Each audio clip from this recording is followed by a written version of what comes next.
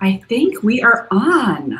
Yeah. We didn't get like a little clappy board or a green light or anything. Like a countdown or anything. We are. They're just like, you can do it. Chuck you All out right, on stage. everyone. Hi, everyone. My name is Eva Chen, and I'm so excited to be here for the launch of the One and Only Sparkella. It is a wonderful book. It is sparkly. It is happy. It is purple. It is great. My daughter already stole it and hid it under her pillow. But before I introduce our very special guest of honor, I want to remind everyone that the only place to get an exclusive signed print is to order a copy from Barnes & Noble at the link we're sharing in the chat now. I'm just pointing like this way, assuming the chat is this way, but there's a chat thing on the side, and just click that link because you can pick up your copy and receive an exclusive print. And if you're posting about this on Instagram or Facebook, use the hashtag Sparkella, and then there's a very cute Instagram as well that is @Sparkella. Okay, all that homework out of the way, and now we're going to talk about the main event. I am here with Channing Tatum, obviously, which you know. He is an actor, producer, and now a director with his debut film, Dog, which he's co-directing with his production partner, Reed Caroline. They founded their production company, Free Association, with Peter Kieran. And Free Association has produced one of my favorite hilarious movies, 21 Jump Street. I've watched it many times. And the Magic Mike franchises, which I'm sure some people in the stream have watched many times as well. They also produced the worldwide stage experience, Magic Mike Live, which I know my assistant, Nick, who's watching this, really wants to go to. So, Henning, I'm going to hit you up about that later, which premiered in Las Vegas and is in London, Berlin, and Australia. But his favorite role ever to date is being father to his 6-year-old daughter, Everly, who loves a sparkly, rainbowy, and just like joyous like pattern. So without further ado, I'm very excited to welcome Channing Tatum. Channing, before we go into the reading, like I thought I would ask you some questions. Like I know we're going to be talking like kid questions, but like having written a few children's books myself, I know that kids, like the first question they always ask about is snacks. Do you have any snacks with you? Do you like goldfish crackers? What is your favorite snack? Well, look, goldfish crackers you can almost never go wrong with goldfish crackers. I think they're almost like the universal child snack. So I would definitely say yes to that. My personal favorite, I don't have any with me right now, which I wish I did. White cheddar popcorn. White cheddar popcorn, pretty much any time for me is a win. I could put it in a peanut butter and jelly sandwich. I could. That is weird. Put cayenne pepper on it. You could do anything really with it. All right. Cheddar popcorn. Who knew? And like in the future green room that's not virtual, we'll make sure to have that. Deal. But yes, okay, so we satisfied that question. So any kids that were planning on asking that question, I'm sorry, I stole your question. Anyway, I want to turn it over to you because you are going to read the book, which is very exciting and delightful. So I'm going to turn it over to you to read the book, and then we're going to come back and we're going to talk all things children's literature. Deal. Okay. Thank you. Thank you, Eva. All right. I promised my daughter that I would do this. So here we go. I'm going to double up just for sake of. And this is my good luck crown. Maybe I'll do this side. All right. So, yes, I did write this. I absolutely love my daughter, Evie, but she just inspires me every single day. And I've just learned so much from her. And probably one of the most brilliant things about her is that she's just so her. And she's just so alive. And I wanted to write a book that really had to do with just how I see her. And she's just so sparkly. And she's so her. And she's teaching me every day to try to be more me. So here we go. All right. Let me see here. How do I make sure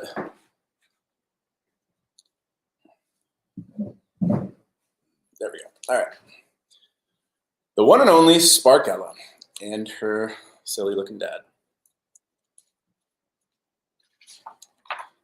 Sparkella.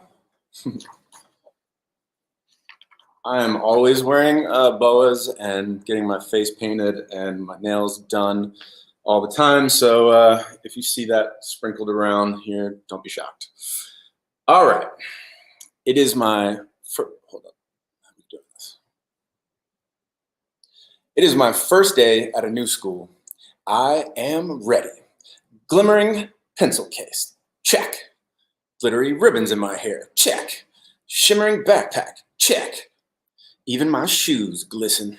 I am not nervous because I sparkle. She even has a disco ball in her room, and there's always a speaker for dancing. Ella, it's time to go. Dad, how dare you? What did you just call me? Oh, right. Sorry. I haven't had my coffee. Sparkella, Princess of the 11th realm of Glimeria, your chariot has arrived and must depart now at this very moment of moments because there aren't any more moments like this one. Also, it's prime time. It's prime time is ready to, prime time is shine time, we say together. And this capital P Princess Sparkella is ready to shine. Dad throws on a fuchsia boa, and we are off. The sunlight plays on my shoes and bracelets. I am a walking disco ball. Dad notices the dancing lights, and both of us break out some moves. Even the dog kind of wants to dance. That is actually a signature move of mine. I'll show you guys that later. I don't know what it's called. It looks like a stretch. My new school looks very different from my old school.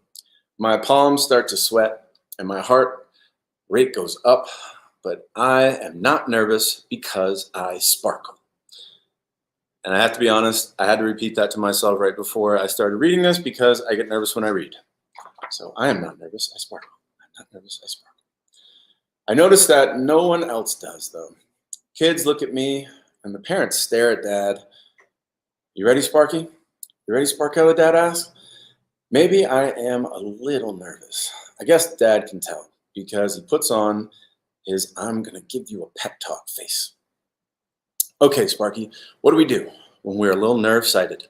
Nerve-sighted is a word that my daughter and I made up, and it's mixed between nervous and excited, so it's nerve-sighted. So what do you do when you're a little nerve-sighted? When I'm nervous about how things will be, I close my eyes and I put my hand on my heart, and I know that everything I could need is already there inside of me. That's right, my little glitter poop. I am not a glitter poop, I said. Yes, you are. No, I'm not. Yes, you are. No, I'm not. Yes, you are. No, I'm not. Yes, you are. No, I'm not. And after a few yes, you are's, no, I'm nots, Dad looks at me with that primetime look and whispers, tiny dance party? I smile and laugh at our private dance party. That's so tiny that it's just for us.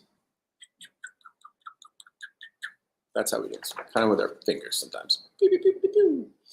All right. With that, Dad gives me a great big hug and says goodbye. I walk into my new school ready to take on the world. But the world doesn't seem ready for me. The teacher introduces me to the other kids. Everyone, please welcome Ella, she says. I give my biggest smile. You can call me Sparkella. Someone in the back giggles, and not in such a nice way. At recess, a boy shouts, "Gah, your shoes are blinding me," which I know isn't possible. At lunch, a girl eating a boring old cheese sandwich tells me that my peanut butter, jelly, banana, and sprinkle sandwich looks gross. What is she talking about? By the way, Ella's shoes are kind of my favorite. These high top leopard lace ups, sick. And during art class, my painting of a unicorn does not get the response I thought it would. Did I sparkle too much? I think that's a pretty good unicorn, personally. I don't know what people wouldn't like about it. After school, Dad picks me up. He's now wearing a watermelon tutu. Some of the kids point and laugh. Sparkella, how was your first day? Fine. And my name is Ella, okay? And the next day, I try to be less sparkly. I wear gray pants and I use my dad's tan backpack. I tell Dad to take off his mint colored tutu. I am nervous and I do not sparkle. Very different. Sad. When Dad drops me off, he asks, "You feeling okay, Ella?" I don't answer. I just keep walking straight into school. I sit quietly at my desk. I stand in my square at recess. I eat a peanut butter sandwich with no jelly. That should be a law that you're not allowed to do that. There's no jam, no fruit or sprinkles on it, just peanut butter and bread. That. I draw something boring. And even though no one laughs or points at me, I feel even worse. That night, after dinner, Dad comes to my room. I am not in a mood for one of his pep talks, but to my surprise, he says, "Ella, I had a hard day at work. I have an idea. Do you know what I think would make you feel better, Dad?" I dim the lights, I switch on my disco ball, and I give him my best prime time face. He smiles and turns the music way up. A not so tiny dance party. Woo! We shake and we shimmy. We twist and we twirl. We do the dirty dancing lift. By the way, we actually do these moves. They're pretty solid. Afterward, I can tell Dad could still use some advice. What do we do when we're not so sure how things will be? Dad closes his eyes, puts his hand over his heart, and I put my hand on his. And we both say, "Close my eyes and know that everything I could need is already there inside of me." Then I say, and one more thing, we sparkle. Dad gives me a big grin. "Thanks, Ella. It's hard to be yourself sometimes." "Yeah," I say, "and sometimes all you can do is be more you-ish." Pow! Next morning, I decide to take my own advice. I sparkle more than I ever have. And it's true. Look at her. She's like literally exploding in sparkles. And when I come downstairs, Dad is sparkling too. "Ready for school, Ella?" he asks. "I sure am, Dad," I answer, and it's Sparkella. I am nervous, and I also sparkle. When I sit down at my desk, I notice there's a girl next to me is wearing a sparkly headband. "Your headband is super cool," I say. She smiles big and bright and says, "Thanks, I love your shoes." I'm feeling less nervous, so I say, "My name is Ella. Actually, it's Sparkella."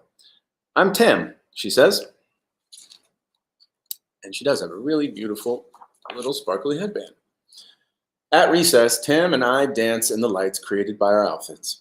Tam is a really good dancer, and some of the other kids join us. I lend some sunglasses to the boy who complained about my shoes. He does a silly dance. During lunch, I give half of my almond butter, jam, blueberry, and whipped cream sandwich to Tam. She lets me try some of her banh mi. It's delicious. In art class, we paint flowers. A couple of kids don't understand my painting, but that's okay. That's the thing about art. Not everyone gets it. After school, Dad is waiting for me in a bedazzled jacket and matching crown. He looks fabulous. Some of the other parents stare, and now I can tell that they wish they shimmered as much as he does. "How was work, Dad?" "I took your advice, and I decided to be me. And I am so glad that I did, Ella." "How was school?" I think about meeting Tam and dancing together and sharing sandwiches and painting with my heart. Dad's right. It feels good to be yourself. There's only one word to describe how good my day was. Can you guess what it is? It's sparkle. Sparkle. Sparkle, sparkle, sparkle.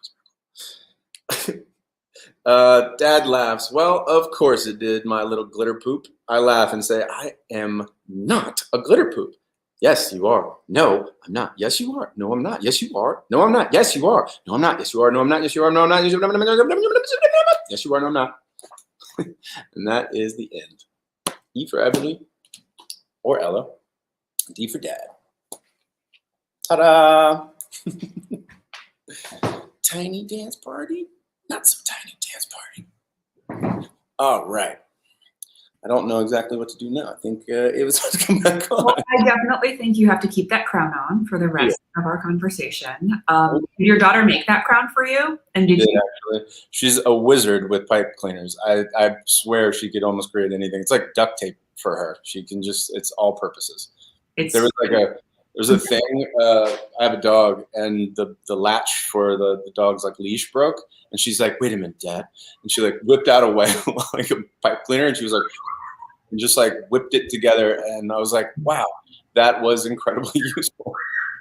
So she's basically the MacGyver of pipe cleaners, right? Yeah, you give her almost anything, like an avocado and a pipe cleaner and a little glitter, and she could probably start a car with it. So, it's pretty extraordinary. And are the feather boas from her like dress up? Does she have a dress up chest? Does she have like kind of like a corner of the house that's like overrun with toys? Like we just got a new place and we're literally in boxes. So there's definitely boxes right now, but in our old place there was we made like a secret room for her that was like everything magical and anything costume. She would literally walk into it and just stay in there for hours and come out for certain things, and it was definitely there's like a whole costume chest. Isn't like 6 such a great age? Like my daughter is 6 as well, and it's like the most magical, fun age ever, I think. Yeah, Abby's actually 7. She's about to be 8. But yeah, 6 is when I just like I don't really know. Like I was like the first one in my friend group to have kids, and I have an older sister, and she's trying to have a baby now. And so I never was around babies. So I wasn't ready for the baby phase. And then once they start coming out of that baby phase, I was like, okay, now this is what I was ready for. This is what I was like planning on. And it really is so much fun. Like I have probably more fun with her than some of my like very good friends. Like she's really hilarious. I don't know where she gets her timing from, but all she loves is telling jokes and riddles. She's in like a really big riddle phase right now where she tells riddles constantly. It's like a torrent of riddles at the dinner table right now. That's awesome. Now, how many times did you did you use her as a focus group? Did you read the book to her? Did she see the cover before it came out? Yeah, I didn't consult with her, probably to her. I'll probably get in trouble for this. Now that I think she's watching this, so I'm not sure. But I didn't consult with her while writing it. I did consult with her when we were doing the art. I had like 3 different artists to pick from, and then I just was like, which is your favorite artist? And she's definitely Kim Barnes was like it was like definitely her. Didn't even need to think about it. And some of the art, some of the clothes, when we were like kind of drawing it and fine tuning it, Evie actually did have these like high top like leopard shoes and these other like little leopard things.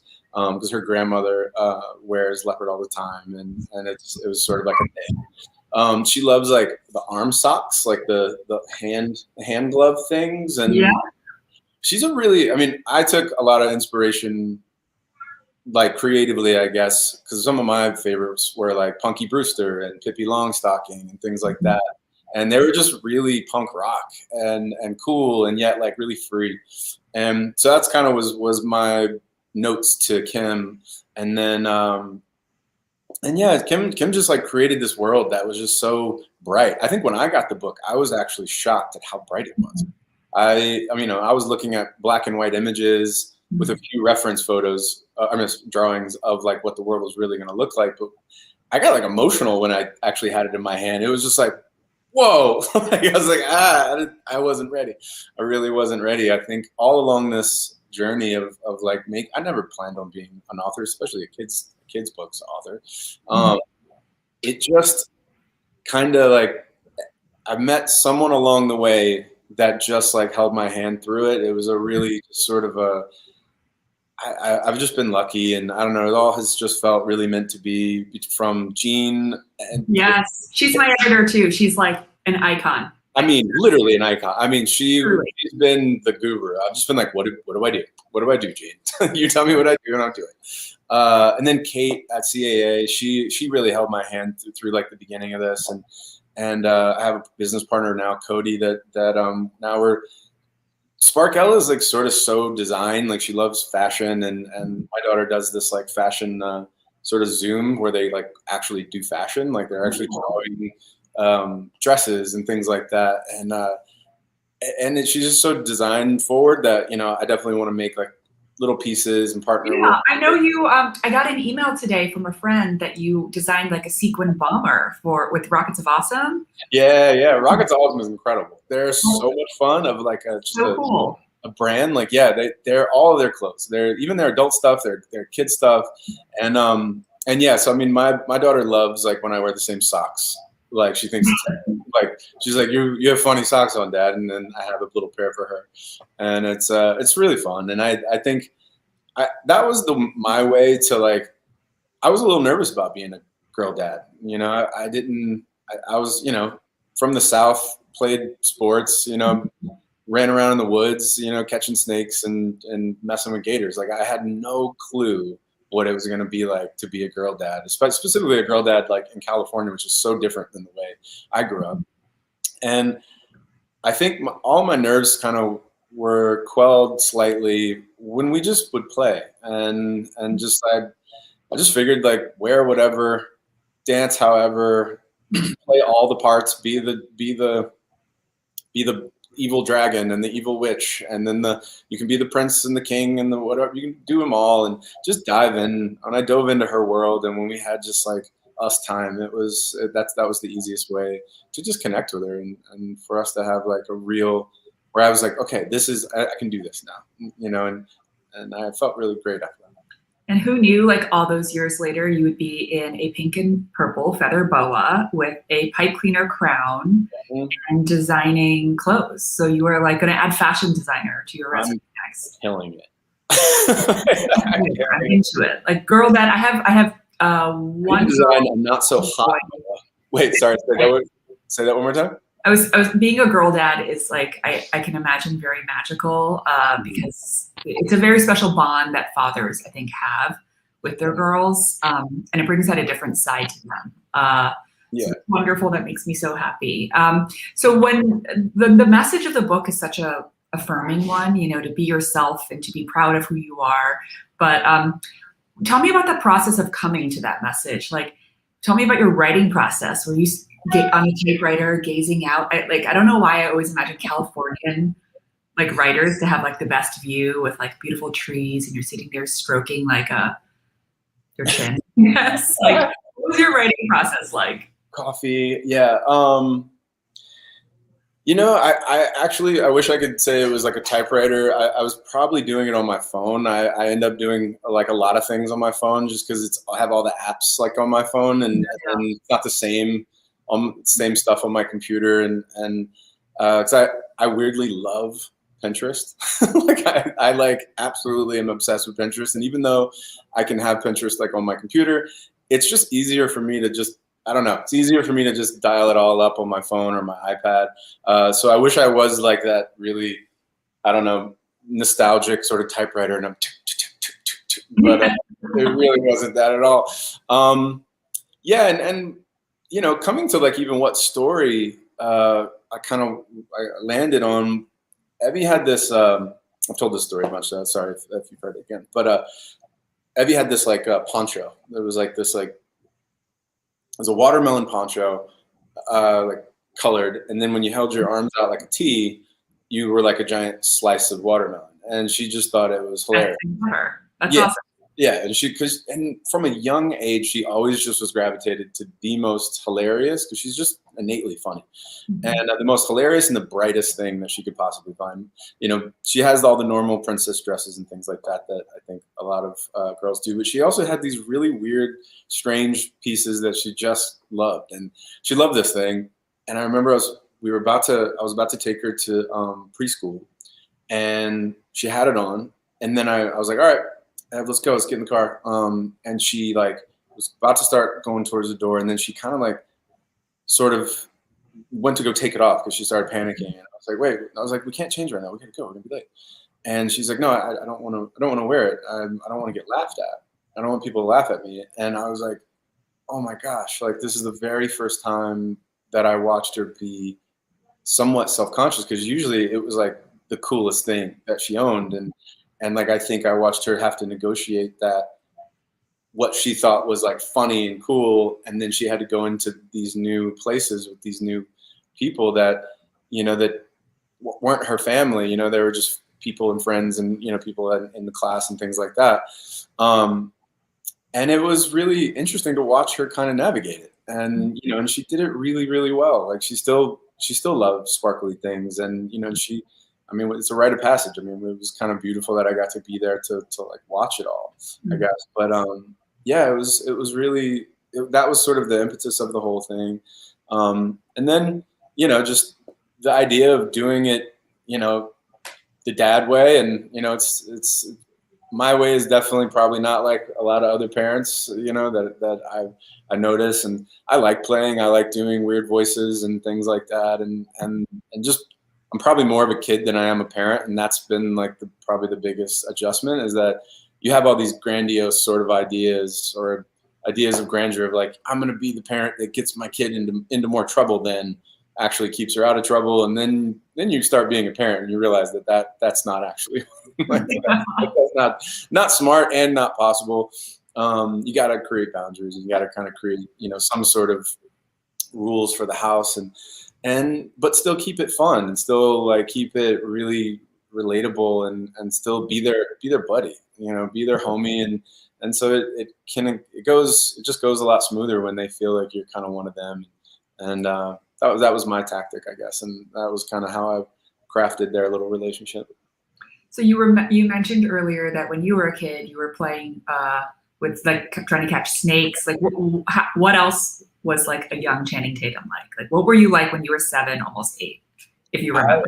I remember asking my mom later in life, like I was like, Mom, was I like a bad kid? Like, and she just gets this like 1,000-yard stare, like, and she just goes, no. He was just really busy. And like, like she's just like, her life flashed before her eyes. Yeah. I think she's, I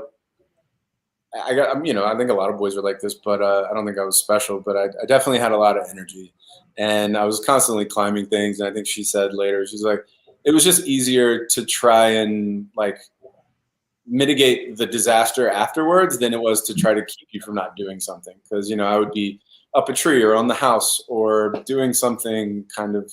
I liked being very physical, and like I played sports a lot. I think and martial arts, they put me in a lot of like things to kind of keep that energy sort of quelled and positive things. I remember playing soccer, and I think the story goes that it was my first year of like soccer when I was really young, and all the parents like came to my mom and were like, look, we love Chan. He's great, but he's just hurting our kids. Like apparently I was playing. We think he'd be better at football. I think, well, why don't maybe you try football? So I was definitely a rough and tumble. And weirdly, Evie's not. She's not a wallflower. Like she's not. She's tough. Like she always, when she bumps her head and she's like, got the Tatum head. Don't worry. Like she's. I think more than a few people have told her that I got a thick head. So she knows that, and she's tough. I've seen her take knocks, and I'm just like, oh, that looked hard. But she just kind of bounces. She's like, I'm fine. But then on the contrary, though, she's a contrarian, so she's a little drama as well. I wonder who she gets it from. She has two actors for parents.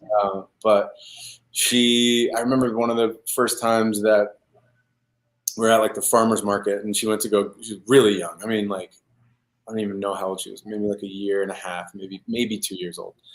She went to go grab one of those honey sticks, and like and all I did was grab like her like hand and like the honey stick and make sure she didn't knock the whole thing over. And she goes and like grabbed her arm, and she's like, you hurt me, like, and And I say that this girl didn't use her arm for almost a week straight. She would forget that she had an act going, and she would grab something and she'd be like, oh, oh, like, oh. I mean, she's a method actress. Like we called her Meryl for like years. Like she's just, it's funny. Anyway. That's so funny. What do you, with the book fundamentally about like learning to be yourself and like realizing that it's best to like, you know, celebrate yourself. Was there ever a point where you felt like you didn't fit in, like whether you were a kid or kind of felt like, you know, different from your peers, and how did you overcome that kind of crisis of confidence, if you could call it that? I think I played a lot of like rough sports, and like, you know, I think I had the, you know, the whole sort of mentality that I needed to be the tough guy and tough kid, because I think I was pretty tough. But I think what I realized later is that I actually very much my mom. I think I was trying to be my dad, but I think I definitely have my dad in me for sure. But I'm very, very much my mom as well. And I think I was a really emotional kid. I think I just had like big emotions, and I would cry really easily. And I think that always made me really, I don't know, feel like I wasn't allowed to like sort of be that. So I think if I felt different or like, I don't know, something was off about me that I maybe didn't see into some of the other boys around, I think I was just really emotional. I didn't see a lot of my buddies like crying if they even, like I would cry if I did something good even. Like I remember running a football, like a kickoff back. And I think I was just so happy that I got a touchdown, and then I ran all the way back. And literally, I think I started crying and like in my helmet. Like I was just like. Are you still a big crier? I cry very easily. Like I will probably cry like in 5 minutes from now. I cry very easily. Like, are you still a big crier? You're also 9 months pregnant. So. Extremely pregnant. Yeah, extremely. Thank you again for doing this, being so great. Yeah, I think I do actually. I like when The Biggest Loser, I'll cry at The Biggest Loser every single episode at some point. Like I don't know what it is when they're just like, I don't want to be like this, and they're just like punching. I'm just like, I get it, man. Just you can do it. Like, and I'll get emotional now because you just watch like all of their emotions start to coming up, and I just go for the ride. That movies, I cry a lot. I remember, God, what movie was it? I was watching a movie on a plane. And I think I even went and like researched why movies are more emotional. The altitude, like when you're up there in the air, it's like it's compressed. Like your taste buds are also like everything tastes like more intense too. Like when you're squished up in that little like metal box. I think that's probably right. I think that I'm gonna sign up for that too. I thought it was just because everybody's scared and you feel like everything's dire. Like you're just like, I pray that the plane doesn't like nothing weird happens. I think it was like Finding Neverland, or it was like a really, really like, it was one of those moments in the movies, and I was sobbing like loud to the point where people were like looking back to make sure that like everything was okay. There was just like, and I was like, It's hard. That movie. I watched The Notebook on an airplane, and I like literally like was like when he was like dangling from the Ferris wheel, screaming, "Will you go out with me?" I was like, "Oh, I can't do this." It was just like, go out with him. Come on. Come on, give him a chance. All right. Ryan Gosling. Come on, just go out with him. Don't let him die. He's a treasure. I know we have some really wonderful questions that kids submitted from across the country. So let's make sure that we have time to answer the questions that kids sent in. So we're going to transition over to that really quickly before we come back to the two of us. So turning it over to see these cutie pie questions. I need to plug it in. Hi, I'm Tatum. What is something special you do together?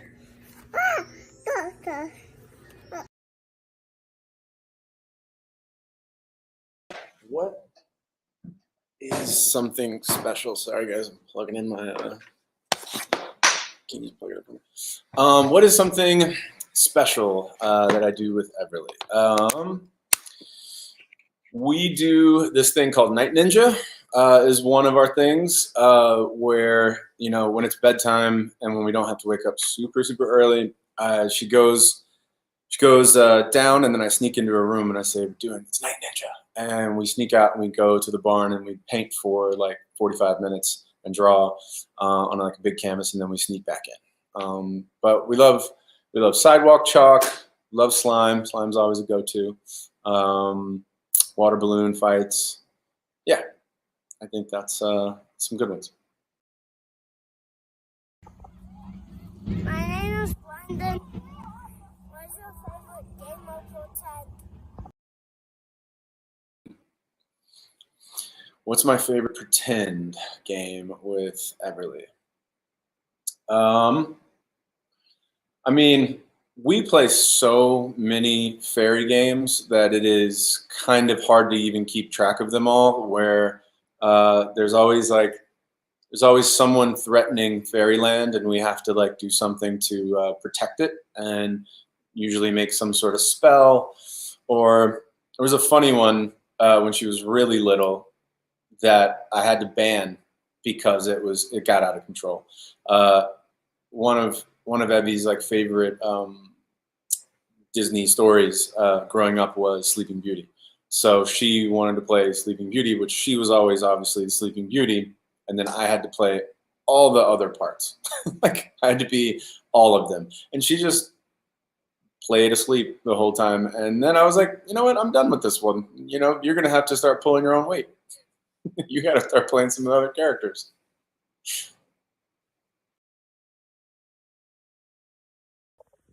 Say I. Yeah, you're awesome, but say I. Oi, say I. It's my son's birthday on the 9th of May, and he just wants to say he's your biggest fan, other than Toy Story, and he'd like to know if the book is any good for boys too.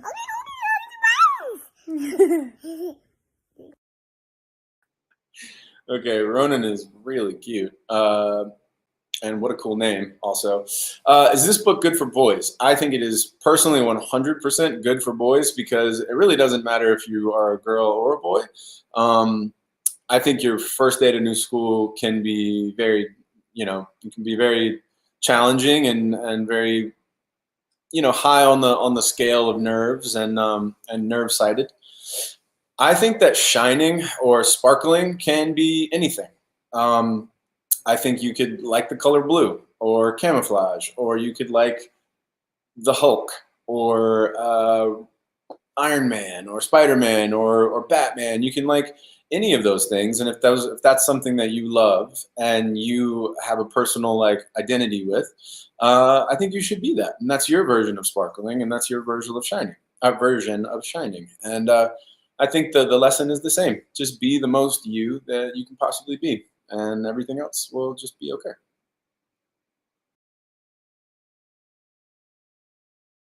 Hi, this is AJ, and she'd like to know what's the best present you ever got your daughter?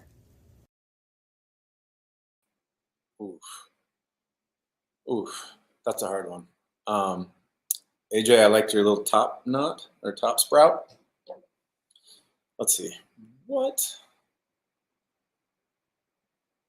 I would have to say I'm gonna get selfish here. I I got my daughter Everly an electric dirt bike, and that she loves to ride it, and that was probably my favorite gift that I ever got her, and the fact that we can both ride dirt bikes together is my favorite. I wonder what her favorite would be. I got her an Alexa for her room because she loves stories and she loves going to sleep sometimes on the weekends, not on the weeknights, listening to a book on tape. Hi, my name is Joanne, and I'm 5 years old. And what did your daughter taught you other than being yourself? You're also very cute, Julia. That crown, lordy. What else did she teach me? She's taught me so many things. I don't know if I've ever been as creative as I have with Everly. Like my job is being an actor, and to write stories and to bring them to life. And I can promise you, I like playing with my daughter. I don't think I've ever been more creative than when I play with Evie. She's so creative, so you have to match her. And she's just so into whatever the game is or whatever the make-believe story that we're in, and her mind is so alive and creative that she really ups my game. And really, you have to stay in it. She knows if you're kind of half in, half out of the game, and she really demands that you be 100% in. And so I think that's what she's taught me. She taught me creativity on a level that I don't know if I've reached in any other aspect of my life. I don't know what that says about me, but Hi, my name's Cody. What do you do when it's quarantine? quarantine. Oh, what's up, Cody? Let's see. What did I did a lot of things. I'm a little guilty. I feel I have a little guilt because my quarantine was not so bad. I know some people had really tough experiences in quarantine, and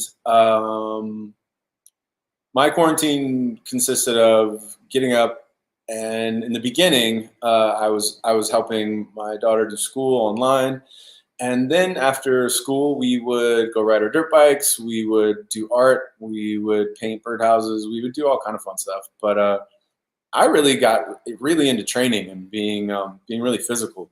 We were doing long mountain bike rides and trail runs and things. I love being outside, so we went camping a lot, and so the quarantine was not so bad for me.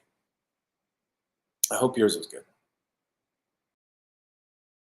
Hi, this is Caroline. We want to know what's your favorite memory together. Oof, that's a hard one. I've had so many. Um, hmm.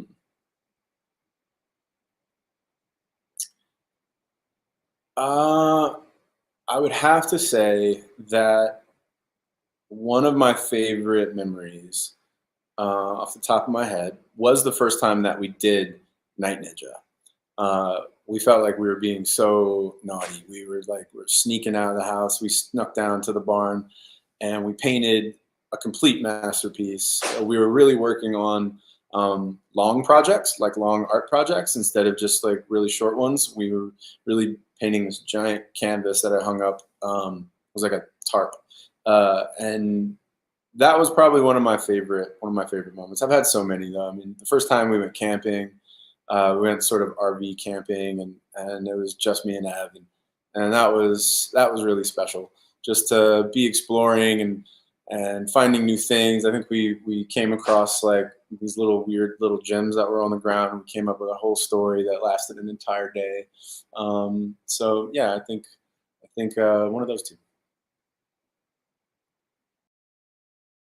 Yeah. What books do you read with your daughter?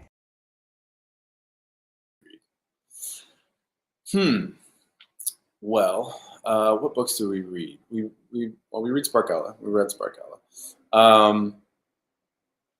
I'm trying to get her into reading like a little older books now, like Peter Pan and things, and read the actual old text, but it's not going very well. she really likes her. We like the Tickle Monster book, where you basically just absolutely bring her to tears, tickling her. One of my favorites, I think one of my favorites, I haven't read it in a while, actually, you should read it, is this book called Farmer and the Clown. It's such a cool book because it's just pictures.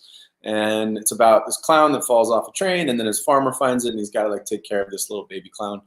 And it doesn't have any words, so the parent or the child can completely make up whatever story that they feel that the pictures represent or don't represent. And Evie and I would take turns on each page, kind of like, making up a story. And this was a while ago, so I think I'd like to read it again with her and see what her story would be now.